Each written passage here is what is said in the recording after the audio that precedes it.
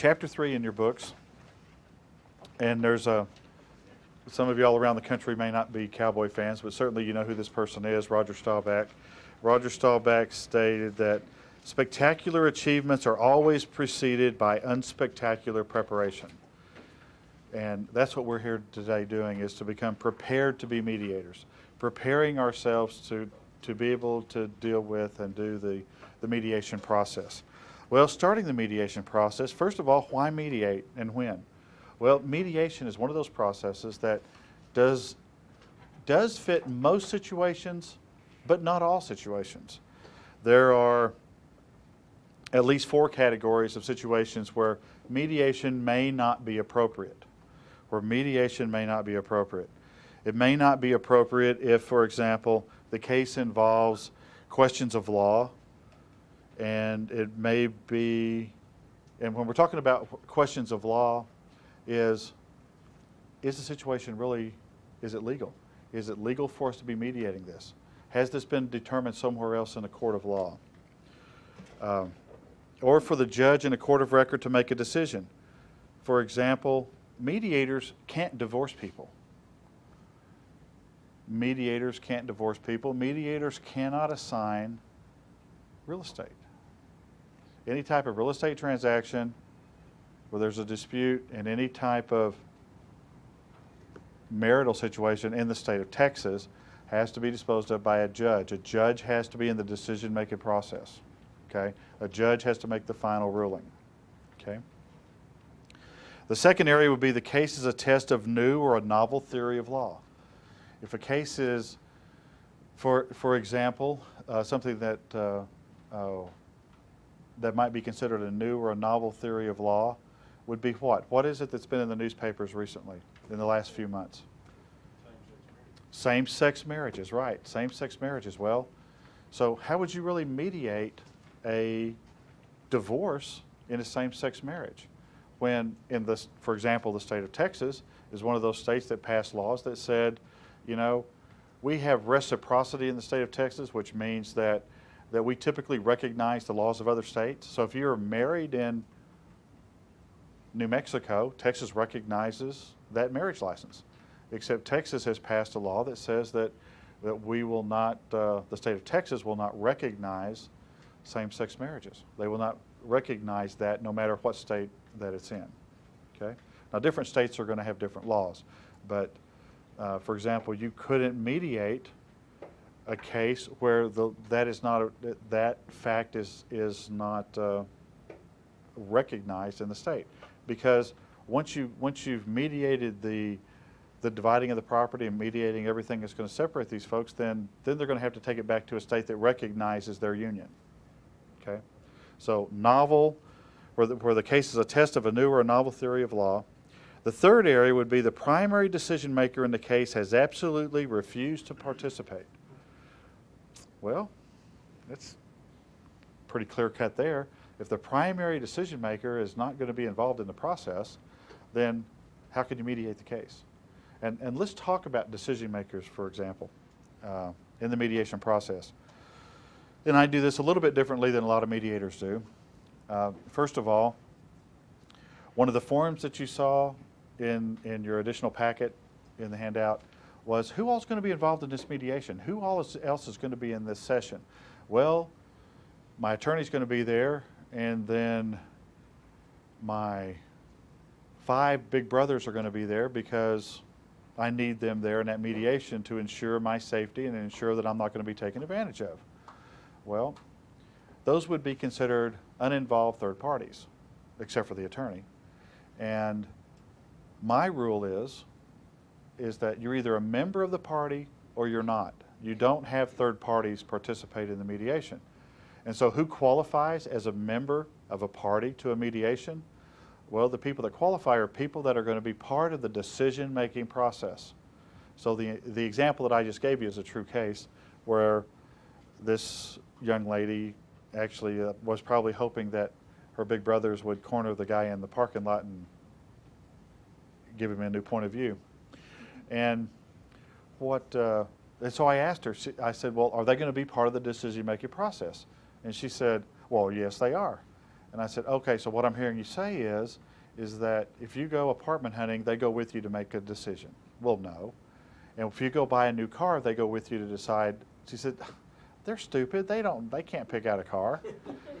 I said, so then they don't help you make decisions in your life. And she says, no, they don't. I said, well, then the only people that we allow in the session are people that are a part of the decision-making process, okay? And from time to time, you're going to have people that are going to want other people there to build their side up, people that are going to be there to support their cause. Well, those people are just a distraction. Now, but I have had people who said, well, I need to have Uncle Jim there because Uncle Jim has been a father to me all my life, and he will be part of the decision-making process because I'm not going to sign anything until I talk to Uncle Jim. Well, you know what? If she's not going to sign an agreement, then you know what? Uncle Jim needs to be there, because there is no way that in a 5 or 10 minute phone conversation that she can relay 2 or 3 or 4 hours of mediation that is taking us to get from point A to point Z, and to explain that over the phone in 5 minutes to Uncle Jim and Uncle Jim's going to say right off the bat, well, honey, they're taking advantage of you. Well, when in fact he didn't know all of the give and take that got us up to that point. So if he's going to be part of the decision-making process, you know what? He needs to be at the mediation. He needs to be a part of the mediation. He needs to be a part of that party, okay? So not only should the primary decision-maker be there, but also everybody that's going to be a part of the decision-making process needs to be there. Now, for the most part, most folks make their decisions on their own. But in many cases, you have situations where the decision-maker, one of the decision-makers, is not mentioned or not involved. Here's another example of that, where you have, anytime you have a case that involves, where the result has to go back to a board or a committee or a council for them to give it the final blessing or approval. For example, local municipalities that are on a mayoral system as opposed to a manager system. And I've done lots of mediations where even though we reached an agreement at the table, the person representing the local municipality would have to take that back and have it blessed by the city council, okay? Which that's not uncommon, and I've never had one where the city council didn't accept the findings. Another situation would be, I've done mediations in large churches where the administrative board would have to approve whatever the final decision is. But you know that going in. You know that if we reach a decision, the final approval is going to have to be made by some board or commission or committee, okay? Not necessary for all of them to be at the meeting, okay? Because that's just the way that the organization is set up. Those are rare. Those situations are rare. What is not rare, though, are mediations that involved insurance companies, okay? Insurance companies come to the table. They have the ability to negotiate up to a certain dollar amount, up to a certain level, okay?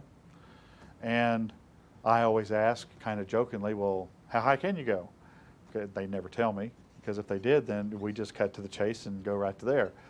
But what they all have the ability to do is to pick up the phone and call and get additional authority if it looks like it's going to get close to reaching that number, okay? And so, and many times you might be in that situation. So you want to be where you have access to outside communication. But other than those examples, always you need to have all of the decision makers present as part of the mediation. The fourth area would be where the case involves parties who have behaved in such a way that indicates a mediated settlement is highly unlikely or impossible. So, in my opinion, if you have a case that involves some type of criminal act, some type of act where they have violated the law, to me that's not mediatable. Now, other people will disagree with me. But for example, many folks say that you can mediate sexual harassment. Well, what is it you're mediating? Okay, so somebody grabbed somebody and so you're going to mediate they're not going to do that anymore? Well, you know, that's a civil violation. That's a criminal act. And so to me, that's not mediatable. Now, what may be mediatable is once the sentence is passed, once they're covered for that act, then what's going to happen in the future? Those, or not only that, but maybe compensation, maybe that might be mediatable. But there are certain things that cannot be mediated, certain areas that should not be mediatable. If someone threatens someone else with physical violence and they have a history of that, then clearly that's probably not a situation where you want the people in the same room or in the same building or the same zip code. So there are going to be some examples of this where it's just like domestic violence. Okay, we see a lot of domestic violence cases. We see a lot of divorce cases that where the divorce is filed based upon either physical or mental abuse. And what we're doing is we're mediating the divorce. We're not mediating the domestic violence. Okay? Because first of all, I would be so biased against that person that I would not be able to mediate the domestic violence part. Because, you know, for me, there's only one way to mediate domestic violence, and that's with a 2x4. Okay? That's not a joke. I mean, shouldn't be hitting on women. Okay. The next part is, when is mediation appropriate? Well, for the majority of time, mediation is appropriate. Cases which are well suited for mediation are those in which the parties can truthfully answer yes to any of the following three questions. One, is this case in the best interest of the parties to continue to foster a working relationship? Okay, if they can answer yes to that, you know, that's probably going to be a good case for mediation. Do the parties have limited emotional and monetary resources to withstand all the delays caused by crowded dockets, maneuvers by the opposition, and other reasons? Perfect grounds for mediation. You know, if folks don't have kind of what we talked about with Bill and Sue yesterday, well, first of all, you know, the average cost of one side to do a divorce mediation, a contested divorce mediation, what would y'all think? Average dollar amount. 15,000? Okay. What else? 20? Okay. Other guesses? 25,000 is the average cost for a contested divorce. $20,000. You know, that's $40,000 per side, average. But I've done divorce mediations where the parties have spent $95,000. $95,000. I couldn't even imagine that, spending that on a divorce case. You know, so and of course, limited resources is going to be relative based upon your situation. And those folks that spent $95,000, you know, it was still $95,000, no matter how you look at it, no matter what their limitless, their deep pockets are. And the third one, if they can answer yes to this, do the parties have limitations on their abilities to prove or defend their positions in a trial, to the extent that they are certain to be awarded all the expenses or damages claimed or to be absolved of all allegations? Okay?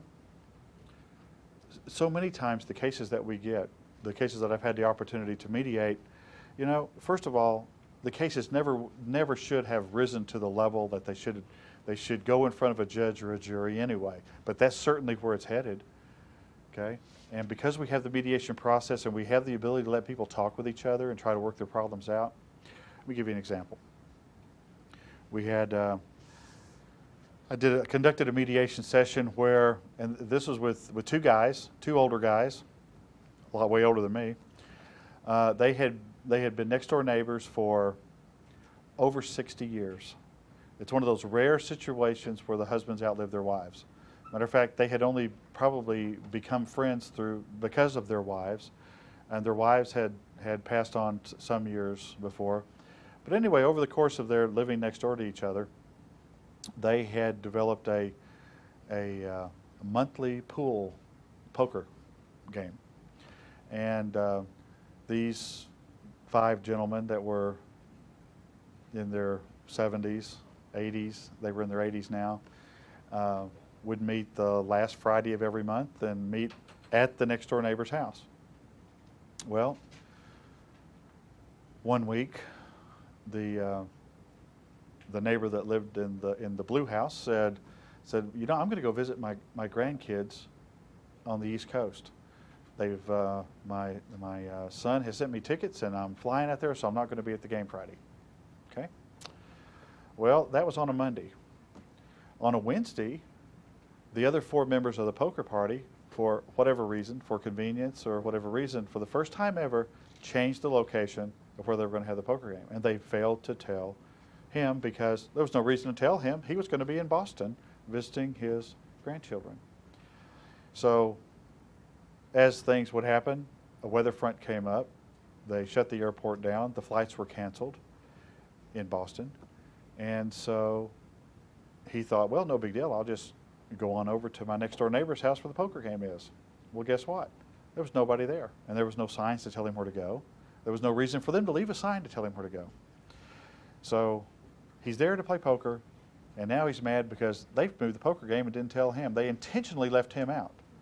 Okay? Now you're talking about a 82-year-old gentleman and so he goes next door and he takes his water hose. And he takes his water hose and puts it in the backyard of his next door neighbor and leaves it running all night. Except he disconnected it from his water spout and attached it to his neighbor's water spout, so it would be his own water running to flood his own neighbor's. You know, he was old, but he wasn't stupid. And so the next day, when they discovered that his backyard was now a swimming pool, and he looked and he saw and he recognized that hose as being his next door neighbor's hose, he goes and he takes a spade, a grubbing hoe. Y'all know what a grubbing hoe is. And his wife the next door neighbor's wife had raised these beautiful and planted these beautiful flower beds, these rose beds. And he goes there with a grubbing hoe and he just whacks them to pieces. Okay? And that was the beginning of it. And this went on, and the police were called numerous times, and the police said, you know, guys, I'm going to put both of y'all in jail if you don't cut this stuff out and if you don't go to mediation. Okay? So they go to mediation. And this is where we discovered what all had happened. We discovered that there had been a lack of communication. We discovered that it was when during the opening statements, the one older gentleman said, well, you told us you were going to visit your grandkids in Boston. And so when we moved it, we had no reason to tell you. And he said, oh, yeah, that's right. You had no reason to tell me. And so they made up. But you're talking about something that lasted over about an 18-month period. And they tore up each other's yards. They flattened each other's tires on their cars. All of these, you know, you can imagine these 82-year-old, 83-year-old guys, just like grumpy old men kind of stuff. It's real life stuff. And it was just because of lack of communication, because somebody didn't tell somebody where they were going to go. Additional questions to answer before deciding on mediation. Parties to the dispute who are considering use of mediation should also answer the following questions. Is the case appropriate for mediation? Is a qualified mediator available? Is a qualified mediator available? Well, how do you know if someone's a qualified mediator? Well, of course, you call me and ask. But what you do is you can check with the Better Business Bureau. You can check, and the Better Business Bureau is not going to have a list of good mediators. It's going to have a list of people who people have filed grievances or complaints against. Okay. But what you can do is you can call the court system. You can call, there's lots of places to check. The best thing to do is to ask your friends. Ask your contacts. I mean, most relationships are built upon referral of business anyway. But you need to know if a mediator is qualified. So you find a mediator, what are some of the questions you're going to ask to find out if a mediator is qualified? Well, ask them how much training they've received. You know, you might be shocked, but you've got lots of people out there that are mediators that have never sat in any type of classroom and had any type of direct educational formalized instruction on conflict resolution. Because, like I said, in any state you can hang a shingle and say, I'm a mediator. I won't be doing any court-appointed mediations, but you know, I'm a mediator. Okay? Can all parties to the dispute cooperate in the scheduling of the mediation? Well, That's another big issue. You know, there's a process that's involved, and we're going to talk about that for just a second. And let's say that you're not doing this mediation through one of these centers, through one of these volunteer centers. Let's say you're doing this on your own. And so what happens is somebody calls you up on the phone, and they find out you're a mediator, and you say, yes, I'm who you think I am, and they say, well, here's my problem. This person, this neighbor, this whatever, is doing this, and I want to set. And what you need to do is to stop them, because you already have too much information, okay? And so what you want to do is you want to find out who it is that they want to mediate with. You want to, first of all, the people that you're talking to, you want to get their name and address and contact information. And then you want to find out who it is that they have the problem with. And the reason that you want this information is so that you can tell the party that's called you is, one of the primary things that a mediator has to be is maintain neutrality. And so what I'll do is I'll put a packet together, send it to you, and also send a packet of information to the other party. Okay? I mean, you don't even talk about scheduling, don't even think about that until you receive back the packets of information from both parties, or confirmation from both parties. And basically the confirmation is whatever your fee is, because you are wasting your time if you schedule a mediation without being paid for it, because they have no ownership in it. And it's just your time that they're talking about. This is a lesson that every single time I break that rule, you have an opportunity to regret it. Okay? So just to save y'all a lot of misery, don't ever even schedule a mediation until you have all the documents with you and they've compensated you for your time. Because these people already have a difficulty communicating with other folks. Now, they've already proven that they have no difficulty having conflict or dispute with people they know. And so how difficult do you think it's going to be for them to have a conflict with you, a stranger that they've picked at random, or that they're just talking to through a reference, or just picked you out of the yellow pages? Okay? Can I ask you a question? Yes, sir. What you're saying is that you have a check in your hand before you begin. Yes. And how do you determine what that amount is going to be? I heard you say $50 an hour per party for a minimum of With a 5-hour 5 minimum. hours. Right. What if it goes beyond that? Then do you deal with that after the fact? Very, very good question. Well, first of all, 85% to 90% of the mediations I've done, I've resolved in about 2 hours. About 2 hours. So I pretty much know that 5 hours is going to cover it. And if 5 hours, first of all, 5 hours doing a mediation is so mentally draining. You as the mediator are going to be wiped out. And so to do a mediation that lasts much longer than that, you're not going to be very effective. And if you're not very effective, the parties certainly aren't going to get much benefit from it.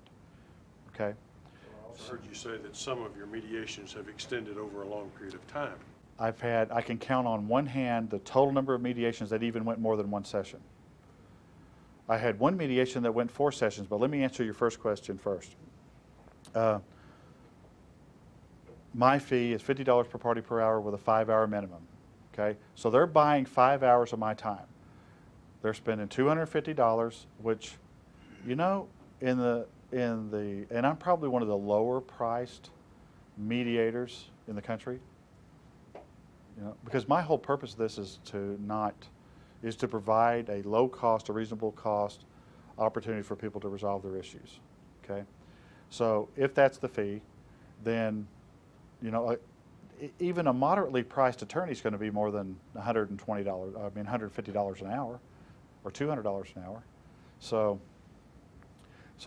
what we've done is they paid for 5 hours of my time. If we don't use it all, then that's fine. They're not getting a refund. They've blocked out. They're paying for now. If they want to sit and chat for the other 3 hours, that's fine. They paid for my time. Okay. Typically, they want to get out of there as quickly as they can. We're providing a service. It's much like if you call let's say your refrigerator goes out, and you call a repairman, and the repair person says, well, it's $75 for the visit, plus $50 an hour for any portion of an hour that I'm there. And so the repairman gets there, he sees the cat has unplugged the refrigerator, it takes him 10 seconds to plug it back up, and he's back in business. You still pay him for whatever you've contracted for. You still pay them the 75 plus 50, okay? Now, they paid for the 5 hours. There's been many, many, many times where when we get to that 4-hour mark, and I say, I automatically, I know, because if you've been there 4 hours, you know it as the mediator. And you'll say, folks, I just want to remind everybody that you've only paid for 1 more hour, and at the end of that hour, we'll need to go ahead and take care of the next session. You'd be surprised how quickly people get reasonable in that last hour. Okay? Because they've already paid for that. They know that, I mean, people that were just completely unreasonable beforehand, all of a sudden now they're willing to make concessions and be a little more reasonable.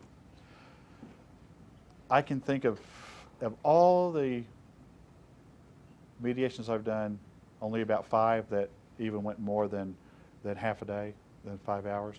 One mediation was a mediation that lasted 4 sessions.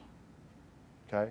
Now, they were paying for this, but if you understand this, this was a couple who had been married and divorced from each other 4 times. Married and divorced from each other 4 times. And it was amazing. And I did very little talking in this. These people loved to argue with each other, and they didn't do it maliciously. They were fantastic arguers. You know, they would say, well, I understand that position, but here's why you're just so wrong. And they would go back and forth and back and forth and back and forth.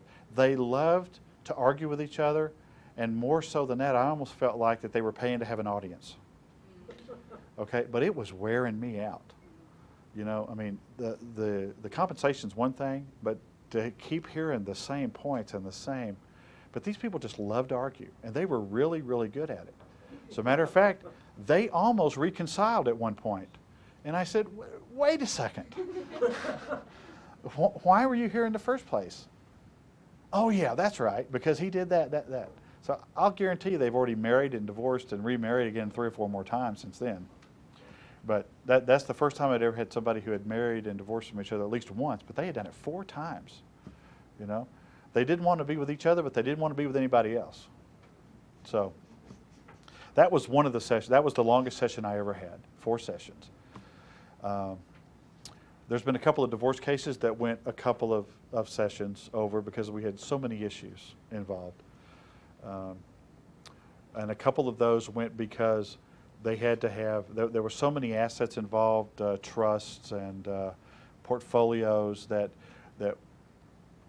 I requested that their CPA, and in both these cases they had a CPA, asked the CPA to come up with what would be an adequate division of those assets, because you know, you just don't want to take a trust and split it in half because it may lose its value. It may be better to keep some assets completely intact and assign them over to one person or the other to maintain maximum value. So, and since I'm not a tax lawyer and I don't, or a tax accountant, I don't, even if I was, I'd have somebody else be making those decisions. Okay? Yes, ma'am.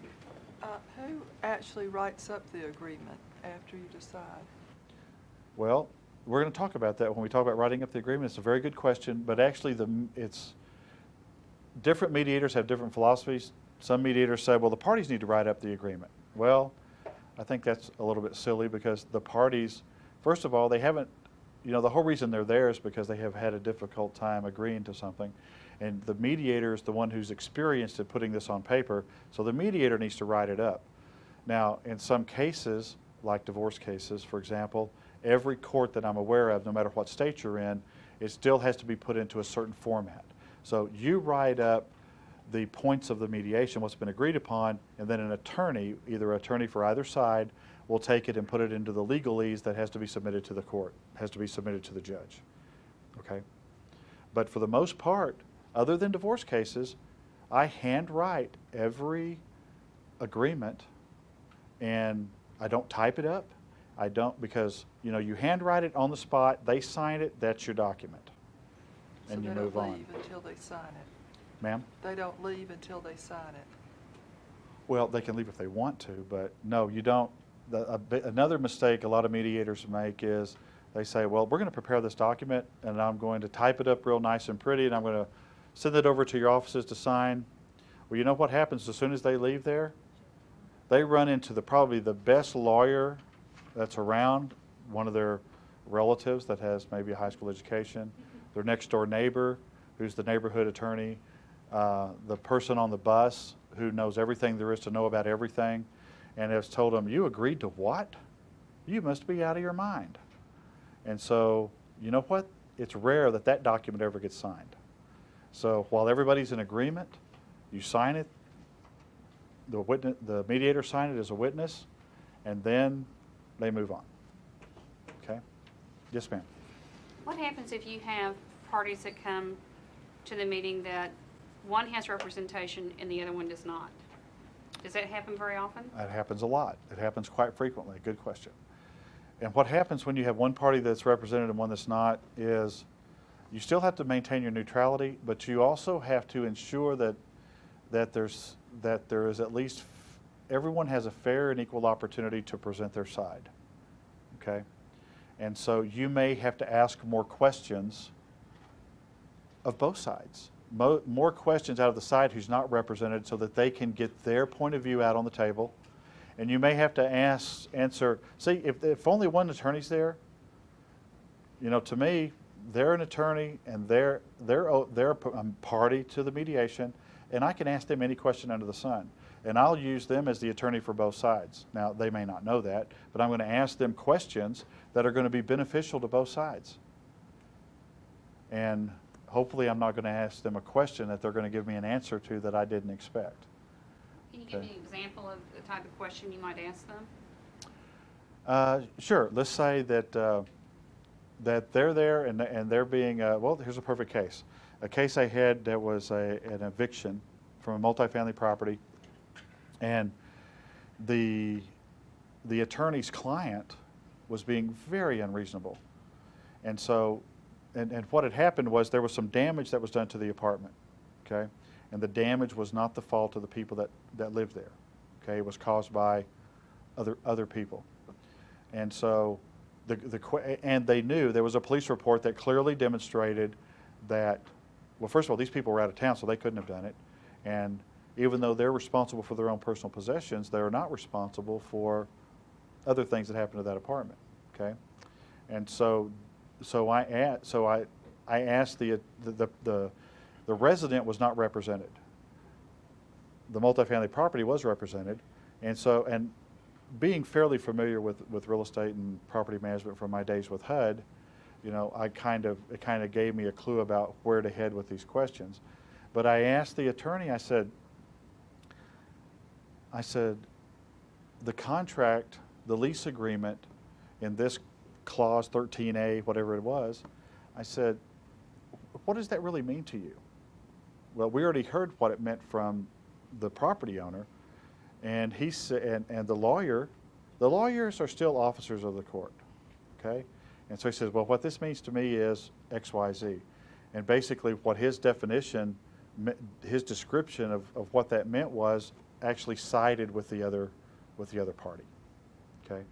And I knew that if he just read it right and interpreted it the way that it should have been interpreted. Now let's say that he didn't interpret it that way. Let's say that he sided with, and I knew he was wrong. Then I would ask more questions, and I would say, and why do you feel that it would be interpreted this way or whatever it is, okay? And then he would have he said, well, one way to look at it would be this way, and another way to look at it would be this way. I'd say, okay, well, how do you think a jury would read it? Well, you know, they might. You know, you never know about juries, 50-50 chance that they're going to read it one way or 50-50 chance they're going to read it another way. You know, and lawyers are very familiar with you can't trust juries. You never know what juries are going to do. In my younger days, I worked for a company that was too cheap to hire lawyers. But if you had what you would typically call a slam dunk case, they would send their regional managers out to represent the company. You know, you don't have to be an attorney to represent folks or represent yourself in court. And so I was sent down to Beaumont, Texas. We had an employee who was running a store, and up in Dallas. He just got fed up one day. He took $2,000 out of the cash register. He wrote a note He said, I am taking $2,000 out of the cash register for sick time and vacation time owed me. Signed it, left it in the register, and moved back home to Beaumont. Okay? So the company sends me down to Beaumont, Texas. Well, of course, this was back in the days when you wore three-piece suits, and I was pretty dapper. And so I'm wearing my three-piece suit, and I go down there, and I'm thinking, well, I've got this note signed by this guy that he took the money. I've got the report from the HR department that says he was already overextended on sick time and had no vacation time left. So basically, he took $2,000 that didn't belong to him. Okay, so I had those two documents. So I go down there and feeling pretty full of myself, as I know you would find that hard to believe. So I go down there, and in Beaumont, I went in there, and it was going to be a mini jury trial, so it was going to be 6 members of a jury, okay? And so they have this thing called voir dire, and I probably mispronounced that. Did I mispronounce that? Voir dire? All sorts of ways. There you go. Voir dire. Voir dire. What it means is you get the help with the jury selection, and you ask the potential jurors if they've got a problem with your company, or if there's some reason you don't want to select them. And so I basically because I looked out there in the audience, in the jury pool, and it was a room full of bubbas. There was nobody there that didn't have on a plaid shirt and overalls. Men and women, and some of those folks haven't shaved, including the men. So, I just simply asked the question. Has anybody in here ever had a problem with this company and have any reason to not trust this company or have any heartache against this company? And none of those people could afford to shop this store anyway, probably. And anyway, they all said, no, none of them have ever had any dealings with them. So I said, well, just pick the first 6 people. Okay? Man, I had plans for that afternoon, Man, I had my 2 pieces of evidence. And so the first 6 people, jurors 1, 2, 3, 4, 5, 6, I got up there on the stand, and it was, they looked like they were all related, probably were. And so I got to go first, and I said, well, here's what I've got. I've got this, and there was only one witness, and that was the person, and we had him up on the stand. Is this your signature? Yes. Did you take this money? Yes. Is this your payroll statement? Is this your, yes. It shows that you're not owed any money or any sick time or vacation time. He says, yes. Do you agree with that? Yes. And I took those 2 and I gave it to the jury, and because I'd seen that on a Matlock one time. And, now the lawyer for him, for this person, he came in an old wrinkled white linen sports jacket and white pants, and had one of those string ties on, And he said, Your Honor, jury, said, this is just a poor old country boy here, and he knows what he did wrong, and he's prayed to God for forgiveness. That was his whole defense. That was it, the whole thing. And I'm sitting there thinking, got this in the bag. Jury goes out. They come back in about 5 minutes, and they found for us. They found for the plaintiffs. Awarded us $1. $1. Lawyer reached into his pocket, had an old wadded up $1 bill in there, and he handed it to me. He said, well, I guess that ends this, doesn't it? So you never know what a jury's going to do. And attorneys know that. Now, it may not be that. And, of course, I've later found out that I could have asked the judge to overturn that decision and get our money back. Not that the judge would have done that, but not being a lawyer, I didn't know to do that. So, anyway. Gary? Yes, sir. Getting back to you were asking Yes. about, I guess, would you call it pro se when there's when it's just a person that's not represented? Right. And I don't know if this is true or not, but according to the Texas Civil Practices and Remedies Code, does it say something about if you're going through an arbitration, you have to be represented by an attorney because the attorneys have to sign the agreement, the arbitration agreement? That's been my understanding. Well, that's now a mediation would be right. different. Well, in arbitration, and I teach arbitration as well, a party can still represent themselves as counsel in an arbitration. There is no mandatory requirement under the state statutes of arbitration. However, there are some sections of the arbitration code, depending upon what commission. There's about 30 different rules for arbitration just in Texas alone. And depending upon whether it's a state, whether it's a federal government, a state government arbitration, where they will outline the specific rules and guidelines for the arbitration process.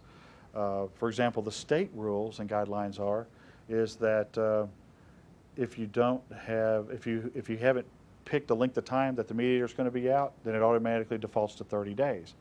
But then you have some rules in some organizations, like the Texas Transportation Commission.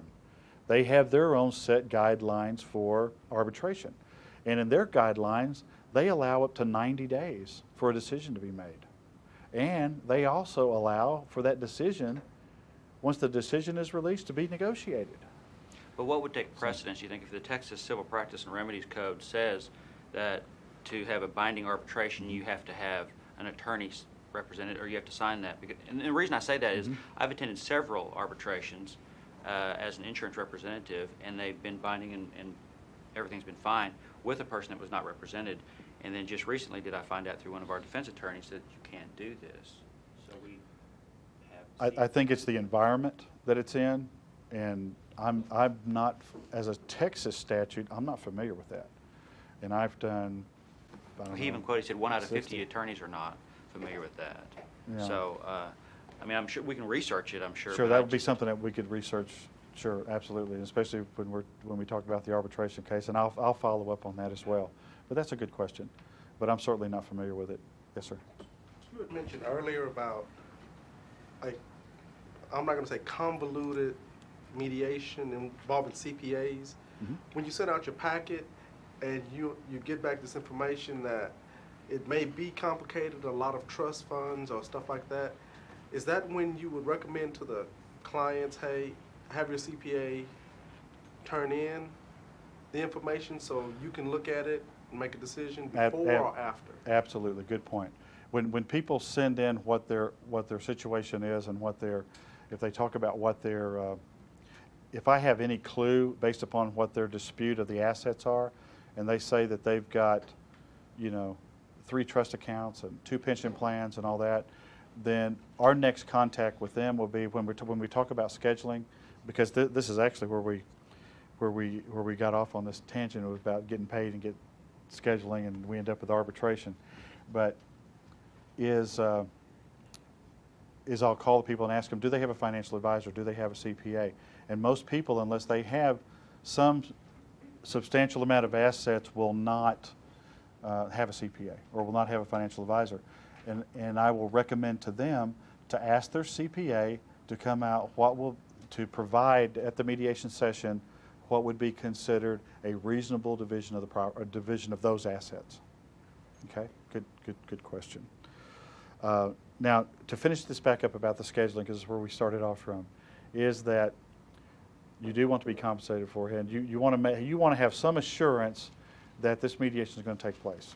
Okay, and the way you do this is you pick a couple of dates on your schedule that will work for you, and you give those two. You don't just give them an open-ended time and say, when are you going to be available? You pick it because it's your time they're paying for. Okay, you say, I'm going to be available on Monday the 16th in the afternoon or Wednesday the 18th in the morning. Okay, and then if one of those times works for them, then you call the other side and you say, here's the times we got available. This is the best time. Okay, it's always better to have one person select the time and then go to the other person. If the other person at that time won't work for them, then you say, well, what time will work for you? This is when I'm available. Okay, but sometimes the scheduling could be the most time-consuming part of the whole process. Okay, and you've got to make sure everybody's available. Not only the parties, but yourself is available. Okay. Do you calculate that in your billing? It depends on. I don't count that as part of the time just for a regular mediation. But if it's approved in my contract with the city, like the city of Dallas, you bet. You bet I do. Because the city requires you to provide specific use of your time. So, and other organizations may as well. So we just always documented about how much time is in the preparation. Because we've had mediations where, with the city, that the parties never would agree to mediate, and the city allowed that to happen, and we would send the city a bill for 3 hours of time, because that's how much time we had invested in trying to get this thing arranged. And the city paid it. Okay? Good question. Yes, sir. Well, do you have a cancellation policy? If once you've scheduled it, then they cancel the mediation? If they've already paid you up front before you schedule? In my whole life of doing this, I've only refunded money one time, and that was because one party had been involved in an accident, and to me, that was a legitimate reason for them not being there, and they actually worked their problem out. So I refunded the folks' money. You know, I mean, I don't want to appear money hungry or greedy or whatever it is, but you know, people are going to come up with every kind of excuse that they couldn't make it to the mediation. You know, and so, you know, they're paying for your time. Hopefully they show up and use it. But lots of times people don't even take the time to bother to cancel. I found out earlier in my days, you know, you'd be sitting there and one side would be there and you'd be waiting and waiting and waiting and couldn't reach them by cell phone, couldn't reach them, and you know, they changed their mind. They decided to go into court. They decided not to mediate.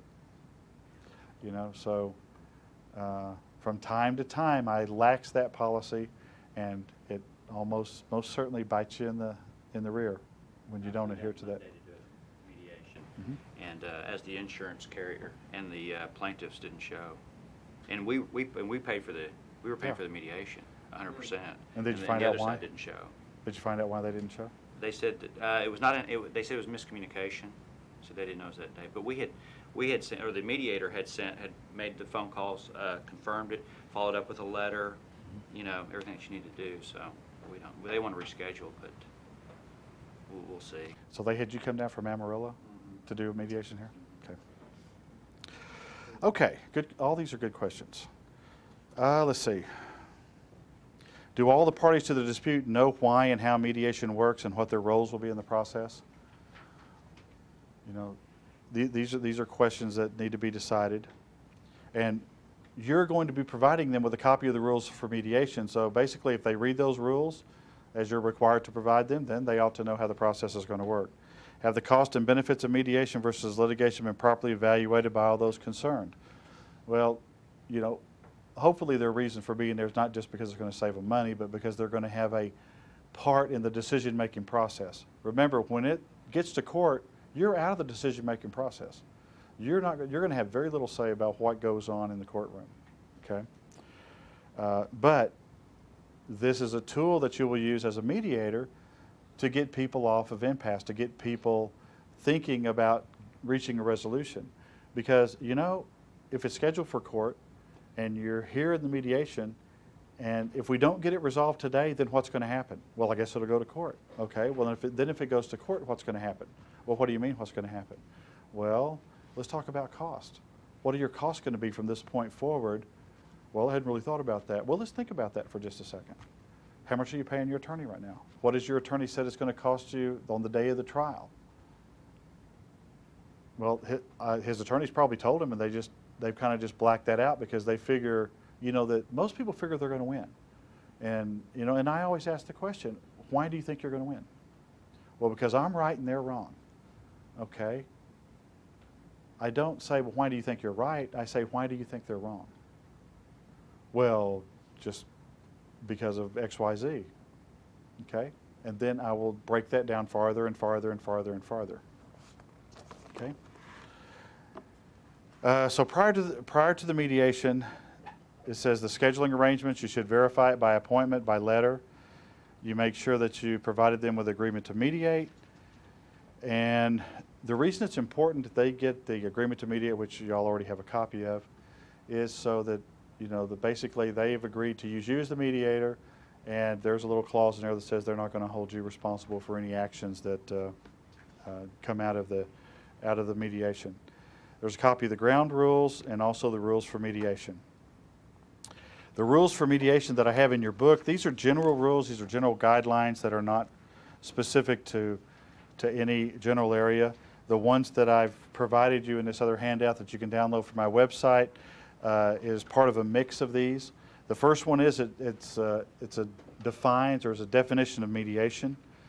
The second point is the conditions for serving as a mediator, and it doesn't really have the state statute in here, which is 154 of the Civil Practice Remedies Code, but this says, and this would work for any state or any area, the mediator shall not serve in any dispute in which he or she has any financial or personal interest in the result of the mediation session. Now let's talk about that for just a second. There are some people that charge mediation fees based upon, quote, the value of the mediation. The only ones that I know that do that are attorneys, because they feel like that doesn't violate their ethical code to do that. But does that mean that if a case is worth $1 million, that you're going to be a better mediator in that case for a case that's only worth $10,000? Are you going to be a better mediator? Are you going to provide them better service? I don't think so. But that's why I really only have two fees. I have whatever my basic hourly fee is to given with whatever that contract is, or I have free. There's not a floating value based upon the income of the people or the value of the mediation or whatever it is. So it's either pro bono or it's whatever the fee is that's set by whatever the contract is I'm working under. Also, you can't base your fees based upon whether you resolve it or not. There was an attorney, though, matter of fact, this was a question that was in the ethics section of the Texas ADR section that said there was an attorney that sent out a flyer that said that if he didn't resolve your cases, it would be free. If he did resolve them, then they'd be $500 or $600 or whatever it was. Well, he had a vested interest in getting those cases resolved, because if he didn't get them resolved, he was going to get zero. Okay, so that means that he is going to be putting more pressure on, not only on himself, but he may be putting the parties involved in that mediation, he may be putting them in a position of coercion, intimidation, harassment to get them to agree to resolve it, because he's not making anything if he doesn't get it resolved. And so just even in advertising and promoting, that was one of the things that came to the surface under the Texas ADR section. Yes, sir. What, as a practical matter, is your potential liability for malpractice or whatever you would call it, and do you carry insurance against being sued for dereliction of duty or whatever you would call Okay, it? good question. First of all, as a volunteer, and volunteering through one of these DRCs that we talked about earlier, or volunteering, every state has a Good Samaritan law now. You couldn't always say that, but so if you're doing something in a volunteer capacity and you're not doing something intentionally, then you're basically suit-proof, okay? You are protected under the Good Samaritan Act of whatever your state is, okay? Okay, now let's say that you do this for more than just fun and pleasure. You're doing this on your own. And to answer your question, yes, I have errors and omissions insurance that I picked up 29 years ago. That's part of my homeowner's policy that I only pay about $2.36 a month for, that maybe not even is available anymore, but I have that. I think it's $1 million policy. It's an E&O policy, errors and omissions. But if you're a counselor, if you're a doctor, if you're, you would have, I would never tell anybody not to get insurance, okay? But if you're going to do this as a business, so long as you're doing it as a volunteer and not getting paid for it, you don't have any problems. As soon as you accept the first nickel, you're now paid, okay? And now you lose that protection, that Good Samaritan protection that you would have. And so should you have insurance? Everyone should have insurance. Let me just make that statement. Yes, sir? Okay, would the umbrella policy then of a homeowner normally cover that? I guess that'd be a question you need to ask the carrier. That would be a question you would need to ask your agent. Right. Mine specifically was an E&O, because I've been a consultant for a long time, even before I was a mediator. I've always dabbled in consulting and been paid a little bit for it from here and there. And so I had that included in my, I mean, it seemed cheap at the time, and it's really cheap now. But no one's ever even attempted or threatened to sue me. Now, I know some folks that have been sued, and they should have been sued because they did stupid stuff. If you do everything the way that I show you to do it here through this course, the likelihood of you being sued is going to be tremendously reduced. But as you know, people can sue anybody at any time for anything, because you can find a lawyer that will accept, no matter how ridiculous the claims, to represent you if you can afford to pay them. Or if they think you have deep enough pockets that you might settle it as a nuisance claim. Okay?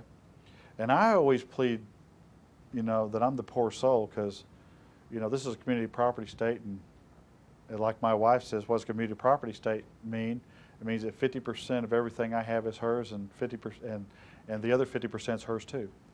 So you know, I would be suit proof as well. You know, regarding that umbrella policy, you'll need to check with your agent, but usually the only thing that's covered under that is whatever's covered under your homeowners and/or your auto policy. And if it's a business, it could be a business exclusion, but sometimes they do include those if you. Yeah, mine wasn't. It was a specific E&O, attachment. errors It and was an omissions. E&O, errors and omissions, that my agent wanted to sell me everything under the sun, and I was doing a little bit of consulting at the time, and I thought, why not? It's only $2 too much. So I think it started out as $1.86 a month, but it went up a little bit. I don't even think they offer it anymore. My carrier's Allstate, but we have 6 automobiles, 2 homeowners policies, you know, and, you know, because none of my kids can afford their own insurance. So that's another. Although there is such a thing as an empty nest, you know, that's just another proof that there is a God, you know. Okay, that's conditions for serving as a mediator.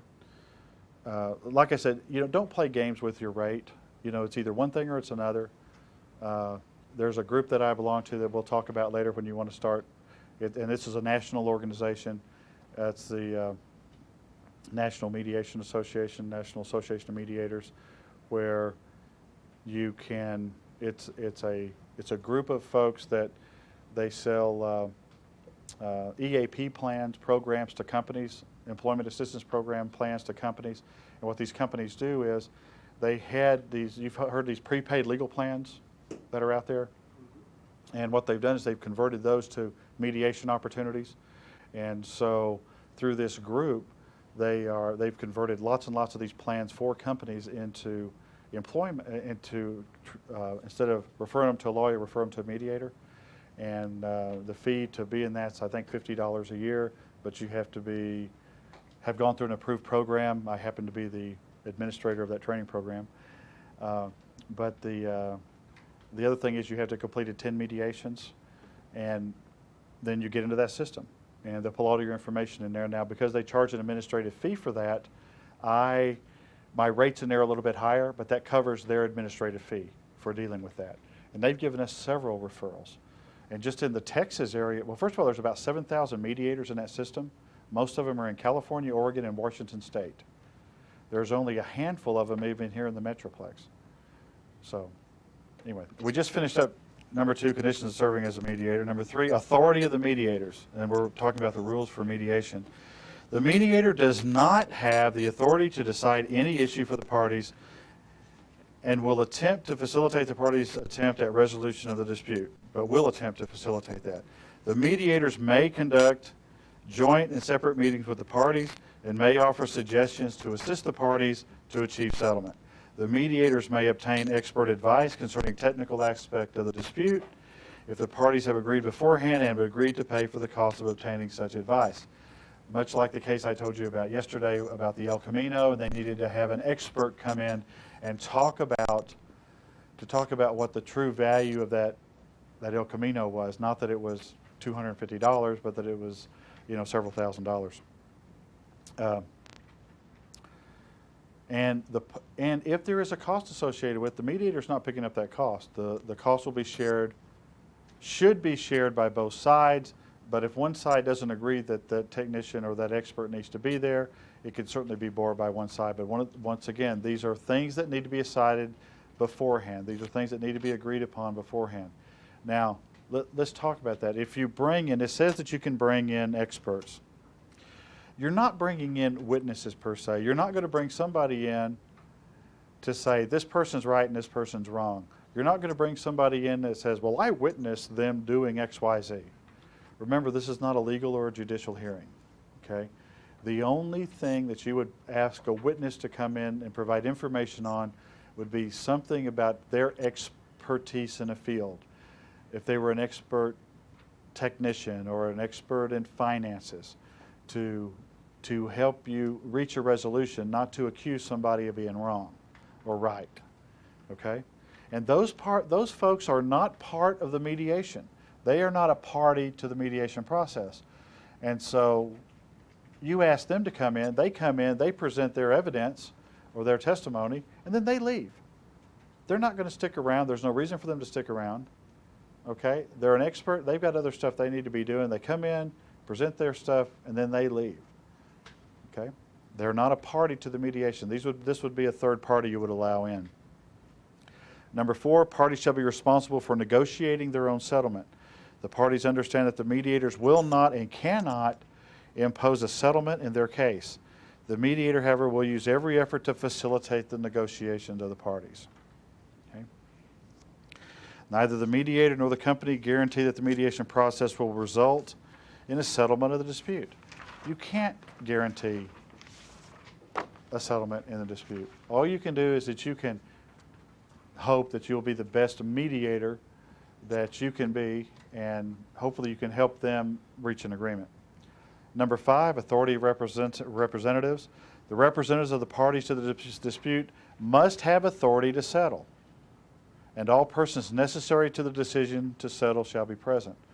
Much like we talked about earlier, there are going to be some exceptions to that where the agreement may have to go back to a committee, a council, or a board for the final approval. But I've never had one of those councils or boards overturn a decision. So we asked the question in our opening statement when we go over the rules, does everybody here have the ability, the authority to negotiate the issues in this agreement, in this settlement?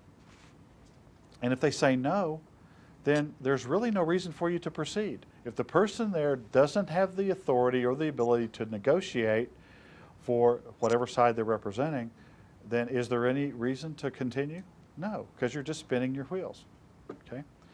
The time and place of mediation, the mediation service shall set the time and place of each mediation session. Now, that service is either the Dispute Resolution Center, the volunteer group that you're working with, or if you're on your own, you are the service, okay? Your administrative staff is the service, and so you will set the time and the place for the mediation session, okay, with agreement from the other side, from the other parties. Identification of matters in dispute. Prior to the first scheduled mediation session, each party shall provide the mediation service with an information sheet requesting or agreeing to mediation.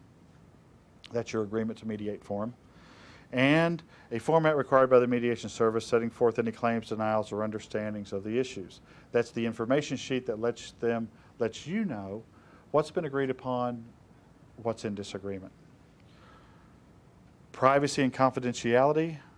The mediation sessions are private and may only be attended by parties other than the disputants and their representatives with the permission of both or all disputing parties. Now, sometimes I have observers in my mediations, and that has to be agreed upon by all the parties. Both sides have to agree to that. But if I'm the mediator and I come in and I say, look, I've got a couple of student mediators, and Victor, would you mind if they sit in on the mediation? Are you going to upset the mediator and tell the mediator no? Probably not. I've never had anybody tell me no. Why? No, you can't do that. Oh, well, fine. I know how your case is going to be decided. So, but you should ask for the permission or the authority from everybody that's in attendance there. And yes, sir. Are there any issues related to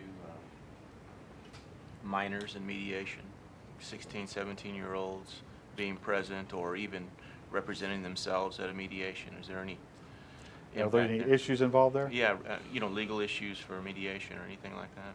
Well, first of all, you have to be of legal age to sign a contract. So if you reach an agreement and the person who's one of the parties who are going to be signing this agreement, they have to be of legal age to sign a document that's going to be held up. If they're underage, then obviously your agreement doesn't meet the standards of a contract. Okay? Now, let's talk about people bringing their children into the mediation. Never, never, never, never, 10 more nevers, allow that to happen, ever. Okay? I don't care how good little Johnny or little Susie is, they're going to be a distraction. I have only violated that rule one time in my life. And I thought, you know, this shouldn't be much of a distraction. A lady had a 8-month-old. She said it slept all the time. She couldn't get a babysitter. What she failed to tell me was that she was going to be breastfeeding this child during a mediation session. Okay? And I don't care how forward-thinking you might be. You know, when she just flops that breast out and starts feeding that child right there, I got to tell you, it's a minor distraction. You know, and it's really hard to focus. Okay, so once again, I violated one of my own rules, and we didn't get it resolved. Matter of fact, I stopped the mediation session because the slurping noise was so loud that was the only thing I could hear. I couldn't hear anything else that was going on. And so I thought, well, you know, she said this baby sleeps all the time, except when it's eating. And I was thinking, well, bottle feeding, because we've had, you know, 4 kids, and I wasn't thinking of other forms of being fed. And so once again, when I violated my own rule, we ended up having to reschedule it, you know, at a time when she could have a babysitter there. So to answer your question, no kids ever in the mediation session is my rule. Now, if you're doing peer mediation, that's a different story. If you're doing mediations in an environment where your whole program is geared around mediation, then that's a whole nother issue, because your mediation program is geared and designed to conduct mediations with folks under the age of 18. Okay, good question though. I always love telling that story. I can still see it just like it was yesterday. Okay. Additional issues of privacy and confidentiality. Confidential information disclosed to the mediators by the parties or by the witnesses in the course of the mediation shall not be divulged by the mediators. All records, reports, or other documents received while serving that capacity shall be confidential. Now, let's talk about that for just a second. People will come into the mediation with all kinds of evidence. They'll come in there with 2 briefcases full of documents that they say will help prove their case, even though you've already given them the rules to mediation that said this is not a legal or judicial hearing. Okay, we're not trying to find out who's right or wrong. We're just trying to get this resolved. Now, sometimes you do find out who's more right and who's more wrong, but that's just a byproduct of the process. Our mission here is not to prove who's guilty and who's not guilty. Okay, but when people bring evidence into the session, you don't want to discount it. You don't want to upset them because you didn't want to look at their evidence. And so when people bring stuff in and they set it in front of you, I just set it out in front of you within arm's reach, and I'll say, you know, I'll look at this if we need it. Okay? And so that way I haven't offended them. I have it within arm's reach, but it's going to get in the way. But there's sometimes that you may actually need to look at this.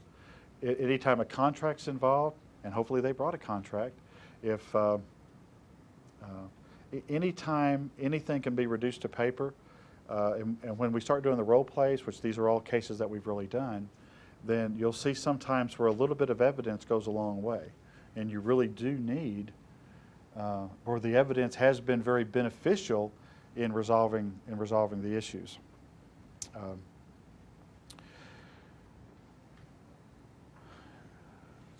All of the information, all the notes, as we already talked about, to maintain confidentiality are going to be, we're talking about no record of the session. No stenographic record, audio tape recording, videotape recording, or any other means of recording the mediation session shall be made. Also, all notes made during a session shall be collected and destroyed by the mediators. Now, and that's the only way that we can ensure that there's no record of the session. And so that's why, you know, we were talking about the attorneys earlier. they may insist that this is attorney work product, and they're allowed to keep those records. That yes, in fact they are, except that the state statute says there will be no stenographic record of this. And so, you can do that somewhere else, but not in my mediation. The mediation's over then. Now, I had on one occasion and you can always tell the attorneys that's never participated in a mediation before. This attorney opened up his briefcase, had a really fancy, nice recorder, and he put it out there and clicked it on. And I said, sir, what are you doing? And he said, well, my notes are pretty sketchy and I just want to record this. And I said, well, sir, under section 154 point whatever it was, I said there will be no stenographic, video, audio recording of a mediation session. And he said, yeah, but this is attorney-client work product. And I said, well, sir, if you want to record this, it'll have to be somewhere else because we're stopping the mediation right now. And so he looked over at his client, and then he looked back and he said, okay. So he takes it, cuts it off. Well, about an hour later, we took a break, and then we came back in. And then about 15 minutes after that first break, we heard this loud click. And it was obvious what this click was. It was his tape recorder cutting off. He had it in his jacket pocket. And so we just kind of stopped. We looked at him, and I said, why don't you let me have that cassette? And he sheepishly pulled it out, gave me the cassette, and we moved on. I didn't make a big deal about it. I could have. I could have really pitched a fit and all that, but I had the cassette.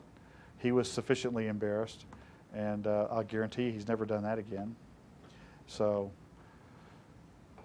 and I really meant to later listen to that cassette and see what other stuff he had on that tape, but never did. Never did. I guess I'm not that curious. Okay. And this number 9, no recording of the session. That's state statute. That's in the Texas Remedies Code, and in most states have that same provision. Number 10, no process to be served at or near the site of the mediation session. Years ago, when mediations were set up, they were only set up so that one party could serve the other, because they couldn't find the other party, or they couldn't locate them to serve them. Okay? Well, Texas, in their infinite wisdom, passed a section of the Texas Civil Remedies Code that said that you cannot be served at or around a mediation session. No subpoenas, summons, complaint, citation, writs, or other process relating to the dispute may be served upon any person or at or near the site of any mediation session. So what does that really mean? Does that mean in the parking lot? Nope, can't do it at the parking lot. What does that mean? Lawyers, what does that mean to you guys? At or near?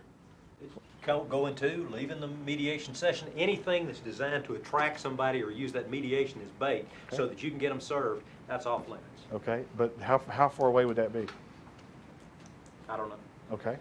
Yes, sir? Well, right. The answer to that question probably is a reasonable distance, but what is the sanction if you violate the rule? The sanction that whoever would be serving that process and whoever ordered that, first of all, the process server would be liable because ignorance of the law is not an excuse. And I know of actual case where they sued the process serving company, the process server, and the other side. Well, is there a slap on the wrist, or is there some monetary damages that would be? Yeah, good question. I don't know. Probably I just don't know. quashing the service. Then you file a motion to quash the service, and then you don't have effective service. Probably. So there's no jurisdiction of the court to hear whatever they're Well, and subpoenaed to. the attorney probably got slapped a little There bit. What a judge has told me is that what this rule, you're talking about the reasonable distance rule, is 2 block. A 2 city block radius is what he considers as a reasonable distance. So, I mean, if you think about it, if you get in your car and you're gone, well, they'd almost have to catch you at a light or something, and if you're stupid enough to roll your window down, then, so anyway, 2 block radius is what a judge has told me is what he considers that reasonable distance rule. Yes, sir. Well, one other question. What if one party refuses to abide by the rules once you're in an actual scheduled meeting? He refuses to put up his tape recorder or whatever else, and which causes you to cancel that mediation. Now, does he bear all of the expense? Do you refund the fee to the other party, or how's that handled? It's practical. Well, if they violated that rule, then that's a process, and I would be inclined to have to tell the judge, if this was court ordered, you know, But if it was not a court order? if it wasn't court ordered, well, first I would end the session, and I would probably since this has never happened to me, I'm just giving you this answer off the top of my head, but I say what I would do is I would refund the other party and keep the fee from the party who didn't agree, because remember, they've already got these rules ahead of time. They've had an opportunity to review these rules, and because we've provided them to them as the state statute requires. Okay? Yes, ma'am. Is there any law against recording? I mean, if the... Is there any law against recording? Yeah. Yes. You cannot record a mediation session, period. A real mediation session, even with everybody's permission. The state statute clearly says there will be no stenographic record, audio tape recording, videotape recording, or any other means of recording of the mediation session. It doesn't say with permission of the parties. It clearly says that there will be none. What could you have done if he would have, I mean, could you reported him, the lawyer? I could have, yeah. But, you know, people can, I've probably been recorded lots of times, you know, and not know it. You know, we're not going to pat people down. We're not going to frisk people. We're not going to run them through a, thank you, metal detector. It's a pantomime session, and you won. Any of those types of things. And because there's limited rules that we have in mediation, and you know, if people can't follow those rules, then we just won't conduct the mediation. So, but you know, it would be great. I mean, I've had some really strange off-the-wall mediations. I wish I had recordings of them, because you just wouldn't believe some of the stuff that goes on in mediations. Really, you can't even imagine stuff. And people rat each other out about everything. We're gonna talk about some of this in just a minute, but you know, people will talk about, well, you know, he's probably in here. You know, he's got 36 marijuana plants in his backyard. You know, well, you know, you can't report that because it's not one of the three things that's reportable. Okay, and people just rat people out about stuff all the time. Well, you know, he's stealing stuff from his work, and blah blah blah blah blah, and you know, and people sleeping with other people, and just all this stuff, that just everything you could possibly imagine, and stuff you wouldn't even dream about, people talk about in these mediations. They tell mediators things they would never tell their priest or their minister. Really, because they'd be too embarrassed to tell them, but they'll just lay it out on the table. Yes, ma'am. Is child abuse reportable? Yes. Matter of fact, you have a responsibility to report that, and What- we're gonna talk about Okay. that. So hold that thought on child abuse. Yes, ma'am. You mentioned about never have children attend.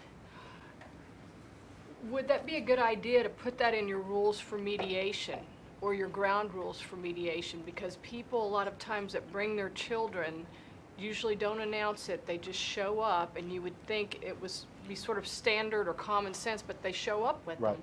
Well, in these DRCs and these dispute resolution centers, they have wonderful staffs that they go through, especially if the people come up there to sign and pay their $20 fee for their mediation, because that's what they charge. As a matter of fact, before they started charging any fee at all, there was about a 50% no-show rate. 50% of the time, one or both parties didn't show up for the mediations at these DRCs. But when they put a $20 administrative fee, that 50% no-show rate dropped off to 20%. 80% of the time, majority of the people show up, just because they put just a $20 fee on it, because people now had ownership to it. But the staffs are very good. If I even think that there's going to be children involved, first of all, when we get the sheets back and it says who else is going to be in attendance, I ask the question, are there any children? Or I say, what about the children? You know, because we know in a divorce case, we know that's probably going to be an issue, is the custody and the child support and all that stuff. And so we'll know that there's children, and we will remind them at the time. But Could I put that as a rule? If you feel like that's going to be significant to you, that you need to have that in there, certainly you could add that to that. But I use the same rules and guidance for almost every type of mediation that I do.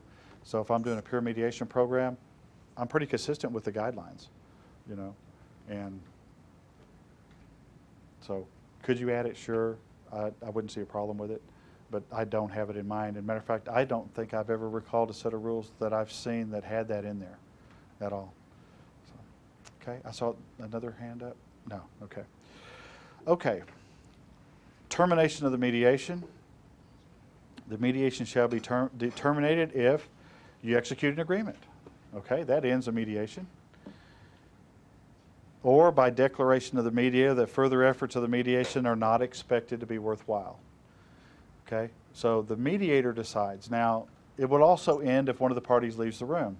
And up until about 3 months ago, I could say that I've never had one of the parties just get up and leave the room.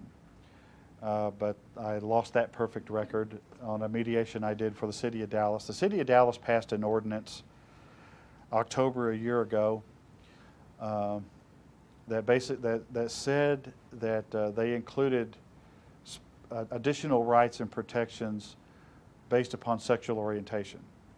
That you cannot be discriminated in housing, public accommodations, or employment based upon your sexual orientation. But you couldn't file a lawsuit about it. What you had to do is, before you could file a lawsuit, you had to attempt mediation. That's what the city ordinance was. Well, first of all, the maximum penalty for discriminating based upon sexual orientation is $500. That's the maximum. That's the maximum civil fine penalty, and it's not protected under any state statute or federal statute. Sexual orientation is not. Okay. So pretty much, if you actually knew the law, the most a company could be out, or an individual, or whatever the violation was, would be $500. So that kind of limits your ability to try to resolve things when you know that the maximum penalty is $500. But we had this case, and and since I have the contract to do those cases for the City of Dallas, I had a gentleman who came in and he was filing a sexual orientation discrimination case against the property management company. Well, it was really pretty interesting because the ladies who ran the property management company were lesbian. Okay, so they already had sexual orientation issues themselves, and so anyway, he comes into the room, and the whole reason he filed his complaint was he said that they were discriminating against him based upon his sexual orientation in housing. And so I said, how do you feel that they're discriminating against you based upon your sexual orientation? He said, because of all these harassing, threatening, intimidating letters that they're sending me. I said, well, let's see those letters. And he said, the reason I knew he had them, because he came in with a binder about this thick.